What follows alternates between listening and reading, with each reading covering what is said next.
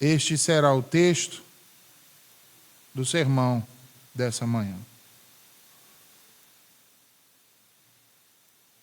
E levantou-se aquela mesma noite e tomou as suas 2 mulheres e as suas 2 servas e os seus 11 filhos e passou o val de Jaboque. E tomou-os e fê-los passar o ribeiro e fez passar tudo o que tinha. Jacó, porém, ficou só e lutou com ele um homem até que a alva subiu. E vendo este que não prevalecia contra ele, tocou a juntura de sua coxa e se deslocou a juntura da coxa de Jacó, lutando com ele. E disse: deixa-me ir, porque já a alva subiu. Porém ele disse: não te deixarei ir, se não me abençoares. E disse-lhe: qual é o teu nome? E ele disse: Jacó. Então disse: não se chamará mais o teu nome Jacó, mas Israel, pois como príncipe lutaste com Deus e com os homens e prevaleceste. E Jacó lhe perguntou e disse: dá-me, peço-te, a saber o teu nome. E disse: por que perguntas pelo meu nome? E abençoou-o ali. E chamou Jacó o nome daquele lugar Peniel, porque dizia: tenho visto a Deus face a face, e a minha alma foi salva. E saiu-lhe o sol, quando passou a Peniel e manquejava da sua coxa. Por isso os filhos de Israel não comem o nervo encolhido que está sobre a juntura da coxa até o dia de hoje, porquanto tocara a juntura da coxa de Jacó no nervo encolhido. Amém. Vamos orar, irmãos. Senhor, eis a tua palavra que foi lida ao teu povo e agora será proclamada aos seus corações. Eu te peço, ó Senhor, que mais uma vez nos alcance com a tua graça e nos abençoe, Senhor Deus, com a tua verdade. Dá-nos entendimento da tua palavra, Senhor, e nos ajuda a aplicá-la às nossas vidas todos os dias. Nos transforma, Senhor, por meio dela, à semelhança de Cristo Jesus. Te oramos em nome de nosso mediador, Senhor. Amém e amém. Meus irmãos, no sermão anterior nós vimos que Jacó ficou apavorado, aterrorizado, quando soube que seu irmão Esaú vinha em direção a ele com aproximadamente 400 homens. Angustiado e com grande temor no coração, porém quebrantado de alma, ele ora ao Senhor e pede a Deus que o proteja e também sua família. E, meus irmãos, somente um redimido pode, no meio da aflição, terrível aflição, não se desesperar, mas nutrir uma confiança tão pungente no poder e nas promessas pactuais de Deus como o fez Jacó. O patriarca encontra no Senhor a torre forte que necessita para enfrentar aquele momento, um dos mais difíceis da sua vida, e até ali, certamente, o mais terrível. Com a mente e o coração agora no lugar, Jacó se coloca na melhor postura de defesa que as circunstâncias então lhe permitiam. Ora, seria um absurdo pensar em fazer resistência àquilo que se projetava a acontecer. Assim, ele acha prudente, então, investir novamente na diplomacia. Moisés diz que ele tomou do que possuía 200 cabras e 20 bodes, 200 ovelhas e 20 carneiros, 30 camelas de leite com suas crias, e 40 vacas e 10 novilhos, jumentas e 11 jumentinhos. Aliás, 10 jumentinhos. Diz também que ele os separou em grupos e ordenou aos seus servos que os dessem como presente a Esaú, seu irmão. Quem os parasse ao longo do caminho e perguntasse: de quem és e para onde vais, eles deveriam responder da seguinte forma: são de teu servo Jacó, como presente a meu senhor, a Esaú. E eis que ele mesmo vem também atrás de nós. Assim partiram os servos de Jacó ao encontro de Esaú. Ele, porém, resolveu passar a noite no arraial, diz a Escritura. No entanto, Moisés nos diz mais do que aconteceu naquela mesma noite. Ele diz também que naquela mesma noite, Jacó não conseguia dormir. Não conseguia dormir. Diz que então ele se levanta, toma das suas mulheres, as suas servas, os seus 11 filhos, e os faz passar então o rio Jaboque, pelo val, a parte mais rasa, a parte que dava para se atravessar com tudo mais o que ele possuía. Ele, porém, irmãos, não atravessa com eles, mas fica exatamente onde estava, sozinho, diz a Escritura. E perante isso que nós lemos e agora ouvimos, é necessário destacarmos duas coisas aqui. Primeiro, a omissão de Diná no número de filhos que atravessaram o val do Jaboque. Moisés propositadamente a omite na contagem dos filhos de Jacó, em virtude dela não exercer nenhum papel importante na fundação da nação de Israel. Em segundo lugar, que não sabemos se ele atravessou junto com a família, e enquanto estes prosseguiam em direção a Canaã, ele ficou na margem. Tudo o que sabemos é que eles atravessaram e prosseguiram o caminho, porém Jacó permaneceu onde estava, provavelmente ainda do outro lado do rio, e permaneceu sozinho. E diz mais a Escritura, diz que ao passar toda a sua família e tudo o que tinha pelo val do Jaboque, e ele estar sozinho, um homem veio e o atacou, e lutou com ele até que a alva subiu. Duas observações importantes devem ser feitas aqui, irmãos. Primeiro, que a luta descrita aqui não deve ser imaginada por nós como sendo uma troca de socos ou chutes, mas sim uma disputa de força, de subjugação do oponente através do agarramento e da derrubada. Uma disputa semelhante ao que acontece na luta olímpica greco-romana. Em segundo lugar, que Jacó, a princípio, irmãos, não sabia quem era seu adversário. E quanto a isso, vejam, provavelmente Jacó, inicialmente, deve ter pensado se tratar de Labão. Ora, ele poderia achar que Labão havia selado o pacto, mas havia se arrependido e então retornado para buscar a vingança. Porém, com o passar do tempo e principalmente a intensidade do combate travado, ele percebe que o seu adversário não poderia ser seu sogro Labão, pois lhe resistia bravamente. Dessa forma, irmãos, deve ter pensado também em se tratar de Esaú, seu irmão, que era um homem extremamente forte e resistente. Todavia, nós bem sabemos, e Jacó também o soube, que não era Esaú. A pergunta, então, que surge a partir disso é: quem era, então, o homem que estava lutando com o patriarca? E por que esse homem o atacou? Alguns defendem que se tratava de um anjo dentre os que foram criados para contemplar a face de Deus e a sua Shekinah.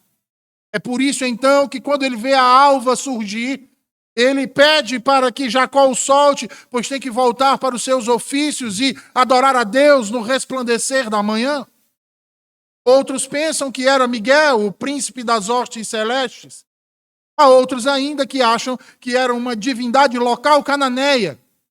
Todavia, a maioria dos cristãos crê que este homem era, na verdade, o anjo do Senhor, a palavra eterna, o capitão das hostes angelicais da escada de Betel para o céu. Aquele que frequentemente aparecia em uma forma humana antes de assumir a sua natureza humana, deixando a eternidade. Logo, foi ele quem lutou com Jacó naquela noite, numa forma de provação judicial. Jacó teve que passar, irmãos, por uma provação judicial antes de atravessar o rio e entrar em Canaã, assim como a nação de Israel mais tarde fez em sua travessia do Jordão. E isso nós vamos ver que tem uma razão de ser assim. A conquista do reino oferecido na aliança redentora era uma questão de prevalecer com Deus e não de enganar ou subjugar rivais humanos. A salvação pela qual Jacó orava era, em última análise, da ira de Deus e não da de seu irmão Esaú, irmãos.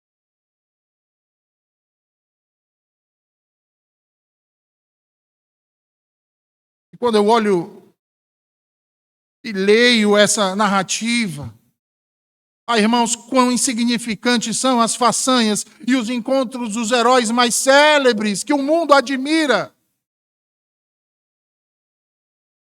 em comparação com as grandes coisas realizadas pela fé.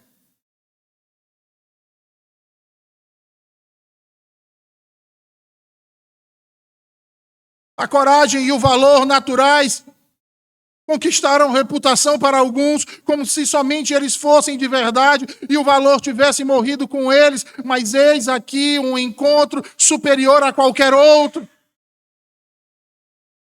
Eis aqui uma luta superior a qualquer outra, um embate incomparável a qualquer outro, um encontro de fé.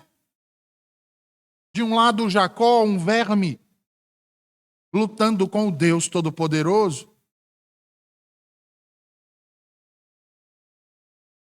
O anjo da aliança, Jesus Cristo. Ora, mas pelo que então eles lutam? Ora, eles lutam pela bênção divina. E neste caso, irmãos, percebam que tanto a parte quanto a causa são grandiosas, é sem paralelo, e a vitória caberia ao lado mais fraco, visto que o menor é abençoado sempre pelo maior. Mas como prevaleceria o menor e mais fraco diante daquele que lhe é infinitamente superior em tudo? Como este resistiria? Como pôde? É uma outra pergunta intrigante, irmãos, nessa narrativa dessa batalha. Como pôde resistir tanto tempo Jacó? A resistência de Jacó na luta não foi, irmãos, por sua própria força, mas pela força proveniente do céu. É engraçado, mas Jó ilustra isso lá no capítulo 23, versículo 6, ao dizer: porventura, segundo a grandeza de seu poder, contenderia comigo? Não, diz Jó, que antes me atenderia. Vejam, irmãos, se não fosse o próprio Deus, Jacó teria sido esmagado. Mas o Senhor o assistiu. E o assistiu, sabe através de quê, irmãos? Sabe através de quê? Do Espírito Santo. A força que Jacó não tinha para prevalecer com o anjo do Senhor veio do próprio Espírito Santo de Deus que habitava naquele homem. Mas pastor, ora, irmãos, o que diz o apóstolo Paulo em Romanos 8? Acaso não é que o Espírito Santo de Deus é quem nos fortalece em nossas fraquezas? Sendo assim, irmãos, prevaleceu Jacó até que o anjo do Senhor lhe tocou na coxa. Vejam aí o versículo 25. No versículo 25, Moisés diz: e vendo este que não prevalecia contra ele, tocou a juntura de sua coxa e deslocou a juntura da coxa de Jacó, lutando com ele. Vejam que o anjo do Senhor, o capitão das hostes angelicais da escada de Betel para o céu, envolveu Jacó naquela noite em um combate de luta livre, numa forma de provação judicial atestada em antigas disputas judiciais. Poderia Jacó, o pecador ganancioso, arrancar de Deus, o Deus santo, um veredito de justificação? Porque essa era a verdadeira questão, irmãos, aqui. Era esse o cerne neste episódio descrito aqui. Ora, acaso já esquecemos do que tratamos nos capítulos anteriores?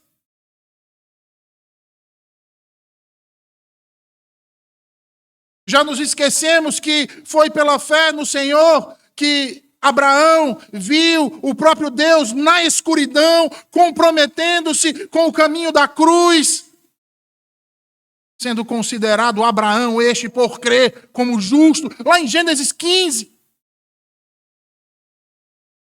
Assim também Jacó, capacitado pela graça do anjo adversário, prevaleceu pela fé suplicante aqui.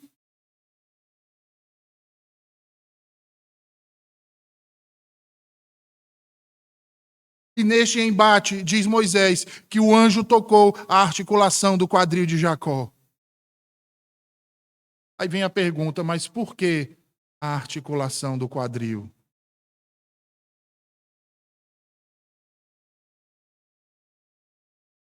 Ora, ferir Jacó no local da sua coxa, assim como eram feitas as alianças na antiguidade, se colocava a mão por baixo da coxa de quem se jurava. Jacó toca a coxa, irmãos, no local dos poderes reprodutivos de Jacó, como um prenúncio. Prenúncio do sofrimento que seu descendente enfrentaria. Ora, e que ironia, não, irmãos?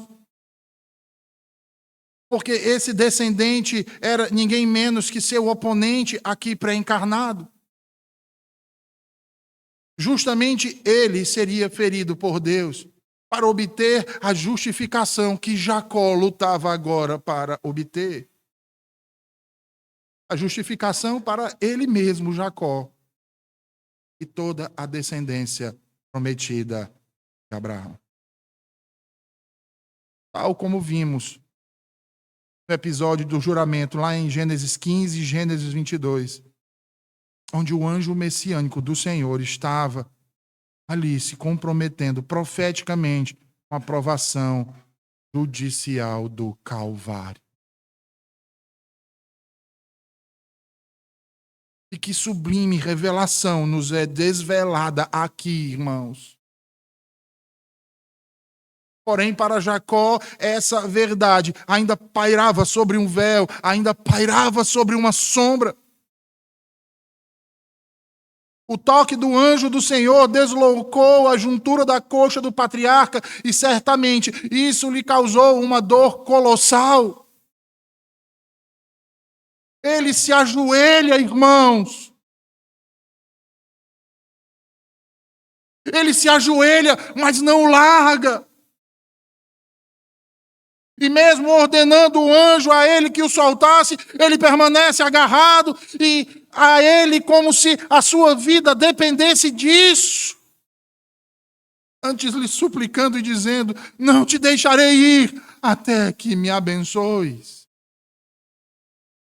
Não te deixarei ir, senão me abençoares.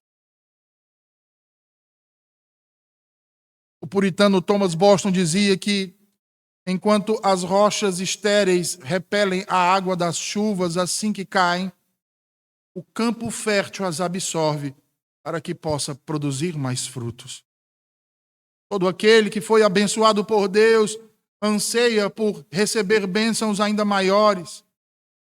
Nenhum crente despreza a bênção, a não ser que estes não sejam crentes, mas estranhos e permaneçam sob maldição.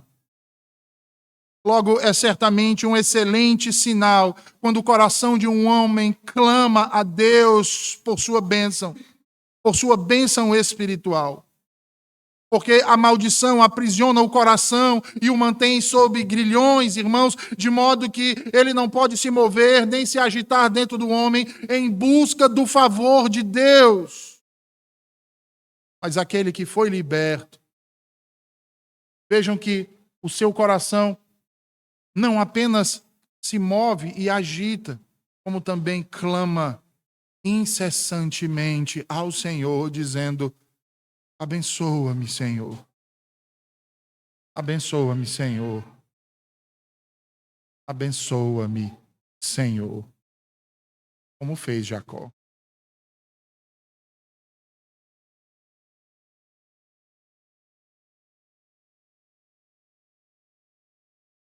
Aqueles que querem a bênção de Cristo, irmãos, devem estar convictos disso.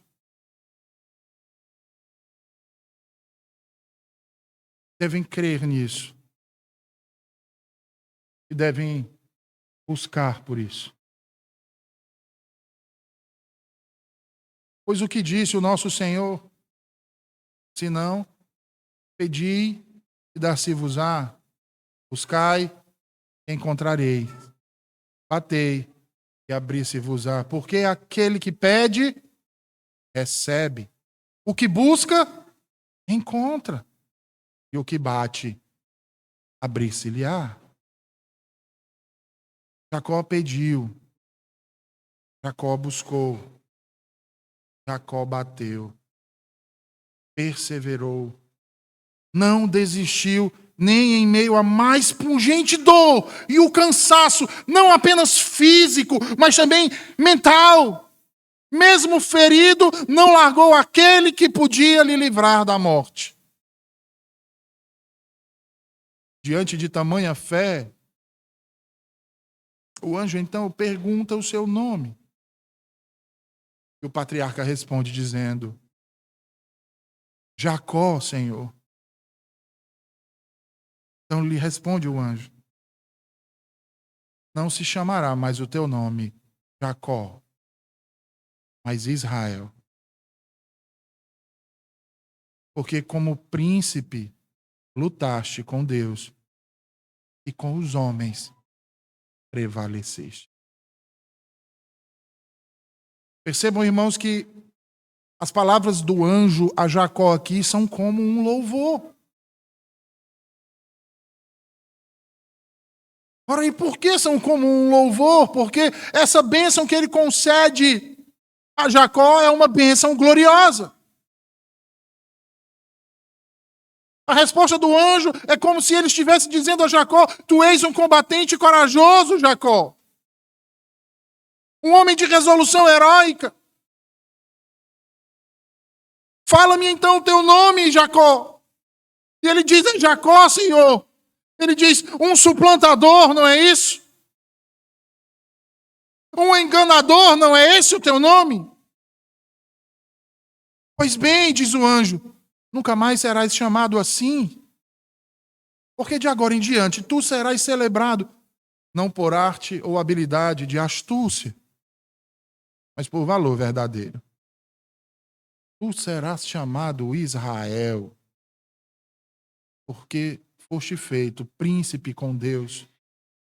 Um nome maior que aqueles grandes homens da terra.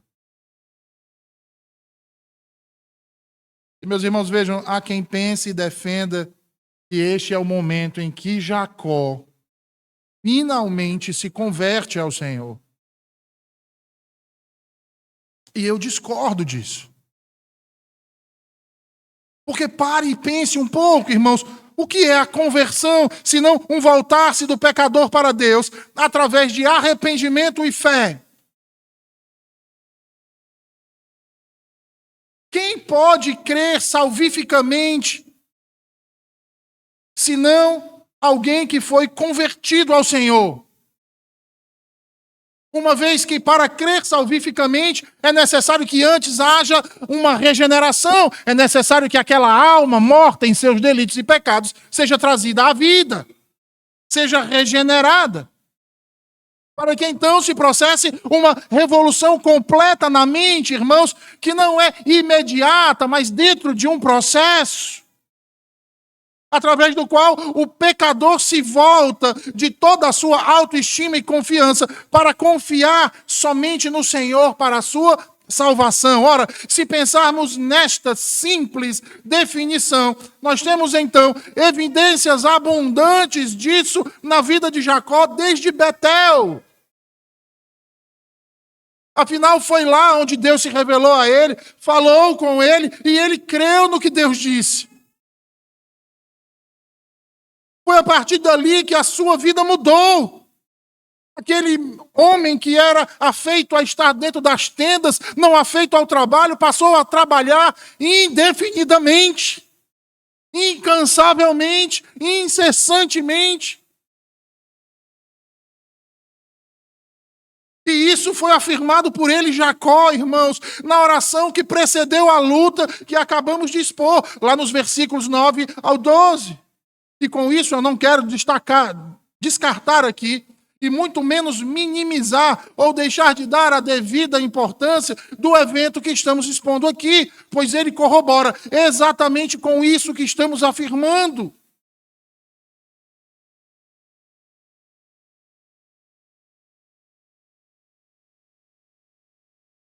Corrobora exatamente com isso que nós estamos confirmando. Porque vejam, irmãos, a nossa confissão de pecados e o nosso arrependimento não ocorre apenas no momento da nossa conversão, mas ao longo da nossa vida.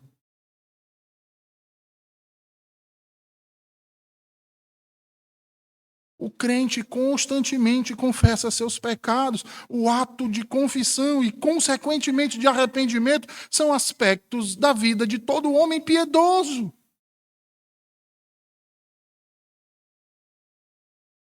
E somente os piedosos procedem assim, irmãos.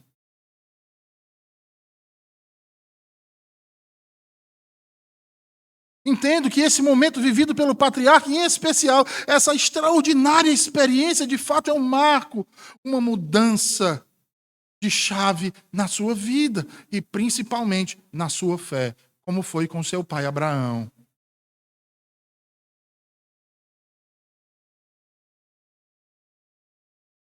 Pois como todo pecador convertido, é preciso que a fé que nos foi dada por Deus seja amadurecida em nossas vidas de comunhão com o Senhor.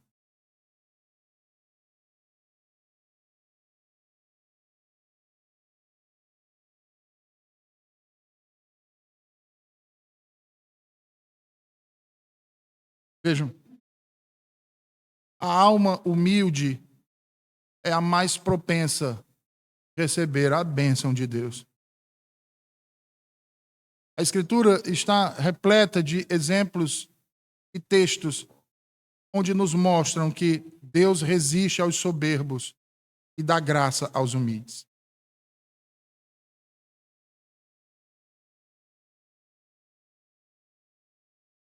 Deus resiste ao soberbo, mas dá graça aos humildes. Porque os vales são regados pela chuva, irmãos, enquanto ela escorre das montanhas. Assim é a alma, pecador arrependido. E a esta alma humilde será dito: sobe para cá, filho. Porque a bênção de Deus, irmãos, não cai aleatoriamente no colo de alguém. E todo aquele que a recebe vê primeiro a mão de onde ela vem. E vendo-o em sua glória como o doador das bênçãos, eles necessariamente se sentem então vis e como nada aos seus próprios olhos. Como Jó, que chega e diz: eu te conhecia de ouvir falar, mas agora meus olhos te veem. Por isso me abomino, me arrependo em pó e cinza.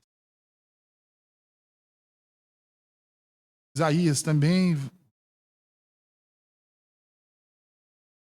vai falar no mesmo sentido, como Jacó aqui. E ambos Todos eles foram abençoados por Deus. Portanto, irmãos, se desejamos a bênção de Deus, sejamos humildes e vis aos nossos próprios olhos. Porque não há lugar para ela no pecador orgulhoso e presunçoso. Provérbios 27:7, a sabedoria diz: a alma farta despreza o favo de mel, mas para a alma faminta toda coisa amarga é doce. Puritanos diziam que o inchaço da soberba do coração precisa ser extirpado e dissolvido antes que você esteja apto a receber a bênção de Deus. As mãos do pecador não humilhado estão tão inchadas que ele não consegue vestir a roupa do irmão mais velho. E sabe quem é o irmão mais velho, irmãos? Cristo Jesus.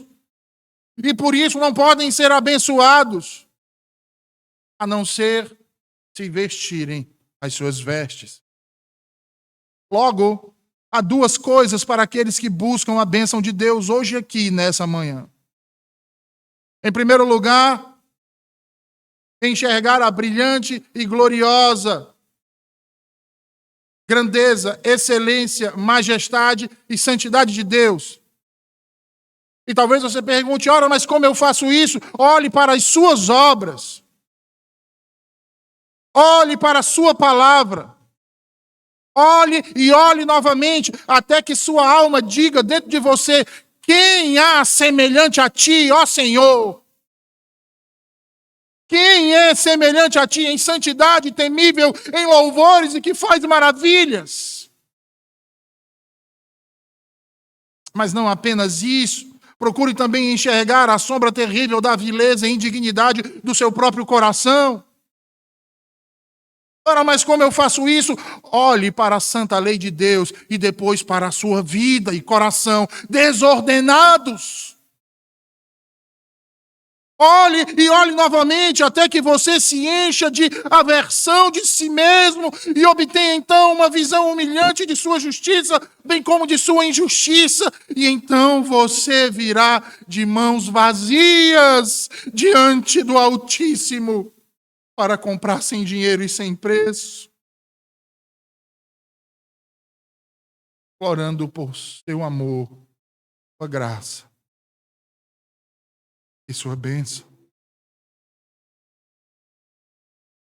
Jacó ia encontrar-se com Esaú e seus 400 homens. Portanto, de fato, ele precisava da bênção de Deus antes de se aventurar nesse encontro. Ora, ele não poderia encontrar o seu irmão sem ela. É por isso que em nossas orações a Deus, irmãos, nós devemos nos esforçar para ter em mente o mundo mal pelo qual devemos passar e as dificuldades específicas que podem estar imediatamente diante de nós e buscar uma bênção adequada para nos sustentar nelas.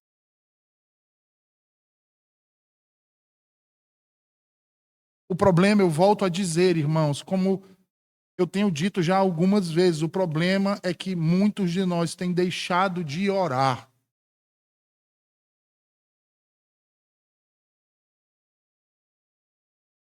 E têm se esquecido disso, porque no fundo se acham justos.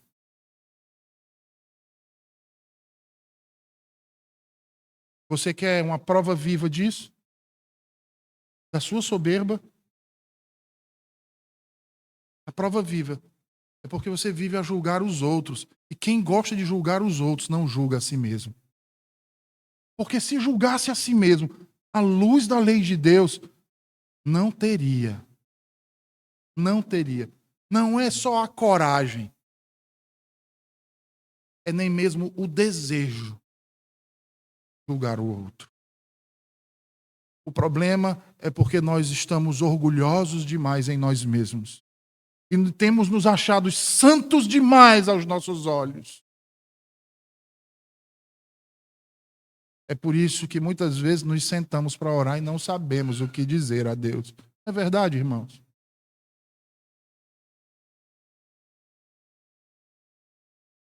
Não sabemos. porque vivemos em dias maus. E será que temos pedido a Deus a nos abençoar para vivermos nesses dias maus sem nos contaminarmos com o mal do presente século?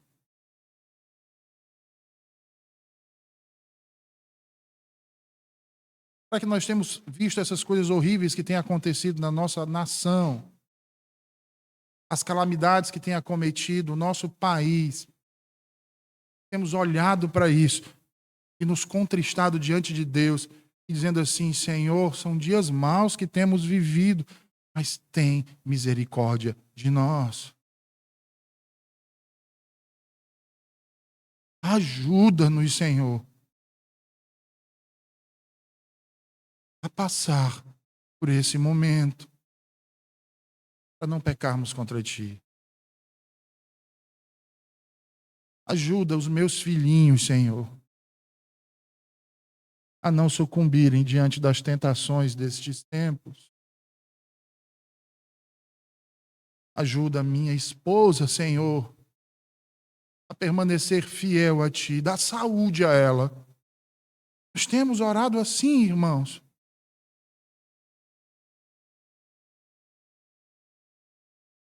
Essa tem sido a nossa preocupação diante de Deus. Essa tem sido a minha preocupação como marido, como pai. A minha preocupação como esposa, como mãe. A minha preocupação como filho.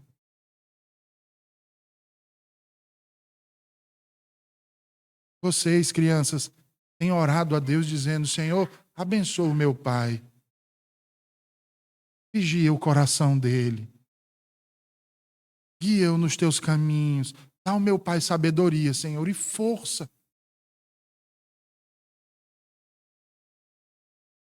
É assim que vocês têm orado, crianças?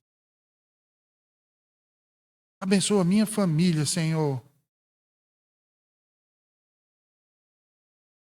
Dá intrepidez na tua verdade ao meu pai, à minha mãe.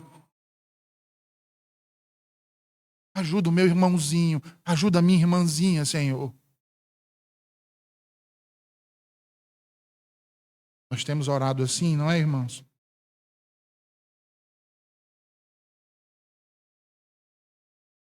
Jacó orou assim. Ele usou as próprias palavras de Deus para pedir a Deus que o abençoasse e o protegesse. Protegesse a sua família. Que o livrasse do mal que estava presente naquele momento na sua vida. Logo, irmãos, em nossas orações devemos nos esforçar para ter em mente o mundo mal pelo qual devemos passar e as dificuldades específicas que podem estar imediatamente diante de nós e buscar uma bênção adequada para nos sustentar nelas.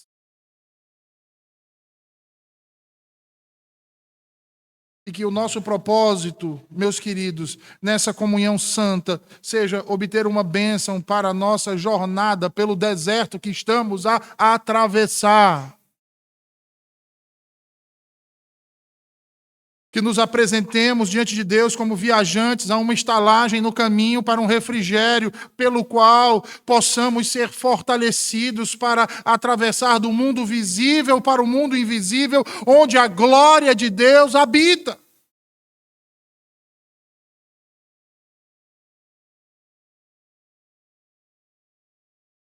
Portanto, considerem a sua própria situação e sejam específicos e detalhados. Se houver algum dever ou dificuldade em comum diante de vocês, apresentem-na diante do Senhor a sua mesa e busquem direção, busquem força, recursos para essa situação específica.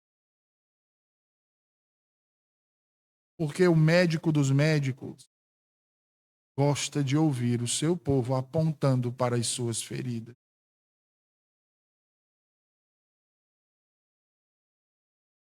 Vejam, nosso Senhor apareceu em sua beleza a Jacó, cativou o seu coração e o envolveu de tal forma com a visão de sua excelência transcendente que ele não conseguiu mais se desvencilhar dela. É por isso que ele pede, aliás, ele suplica, implora para que ele então lhe diga o seu nome. Vejam aí o versículo 29. Versículo 29, ele diz assim: dá-me, peço-te a saber o teu nome. Todavia indagou-lhe o Senhor, dizendo: por que perguntas pelo meu nome? E ali mesmo ele o abençoou. Vejam que o anjo despede a Jacó, abençoando-o. Notem então, irmãos, que as bênçãos espirituais que asseguram a nossa felicidade são melhores e muito mais desejáveis do que as noções boas que satisfazem a nossa curiosidade. Um interesse pela bênção do anjo é melhor do que conhecer o seu nome. Sabe por quê, irmãos? Guardem isso. Sabe por que isso? Porque o fruto da árvore da vida é melhor que o fruto da árvore do conhecimento do bem e do mal. Assim, Jacó conseguiu o que queria. Lutou por uma bênção, e uma bênção ele teve.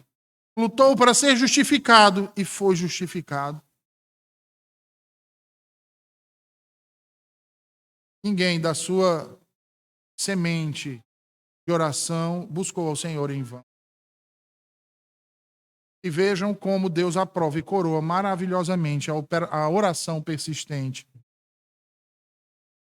Aqueles que decidem confiar em Deus, mesmo que Ele os mate, serão no final, irmãos, mais do que vencedores.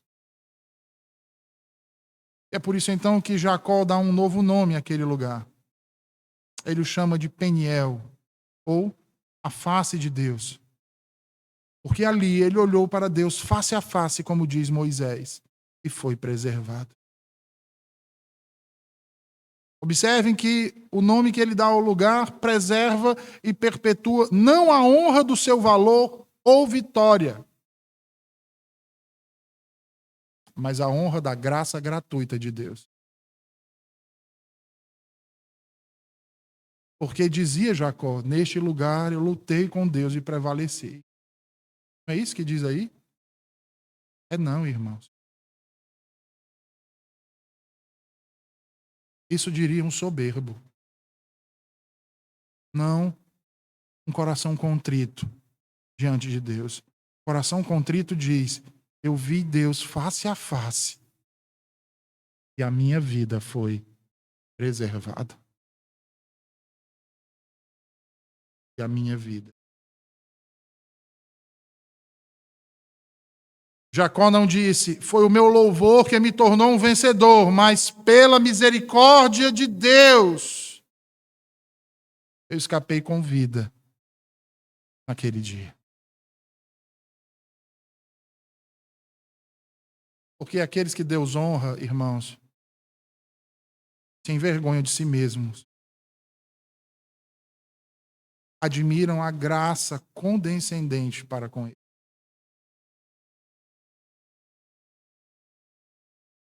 Como Davi, lembra 2 Samuel 7,18? Deus envia a ele uma mensagem misericordiosa e o que ele responde? Quem sou eu, Senhor? Quem sou eu para receber de ti tamanho favor?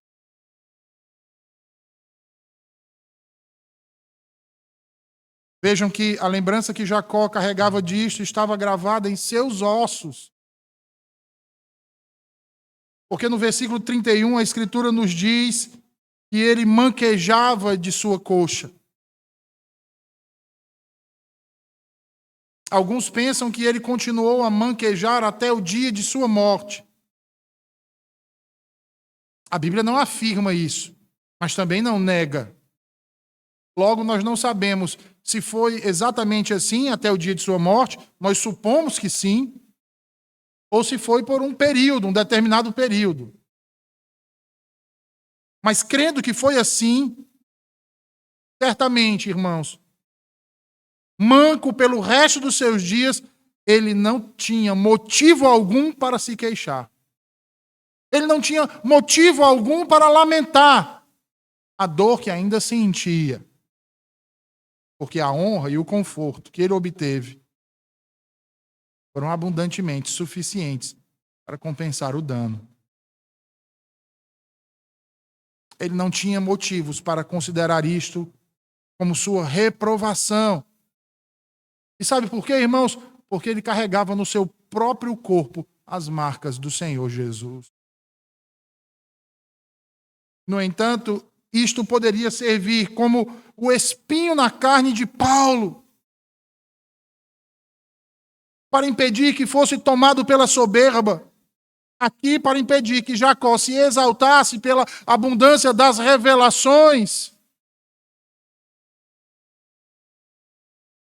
Moisés então diz que saiu-lhe o sol quando passou por Peniel. Vejam, irmãos, a alma que tem comunhão com Deus contempla sempre o amanhecer do sol. Contempla sempre o amanhecer do sol. O autor inspirado menciona, por fim, um costume tradicional que a semente de Jacó tinha em memória disso. Qual era o costume, irmãos? Versículo 32. Por isso, os filhos de Israel não comem o nervo encolhido que está sobre a juntura da coxa até o dia de hoje, porquanto tocar a juntura da coxa de Jacó no nervo escolhido. Sabe o que é isso? Essa foi a forma que eles acharam de preservar a memória dessa história.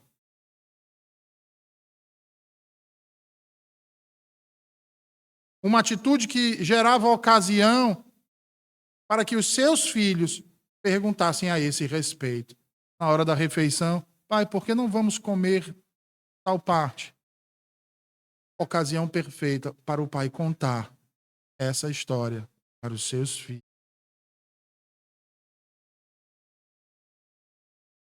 E este mesmo uso, irmãos, ainda podemos fazer hoje para reconhecermos a misericórdia de Deus e as nossas obrigações para com o Senhor Jesus Cristo.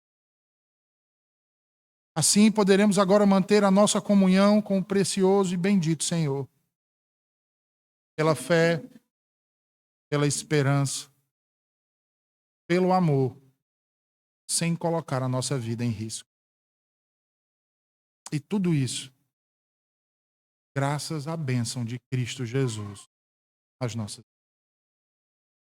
Vamos orar?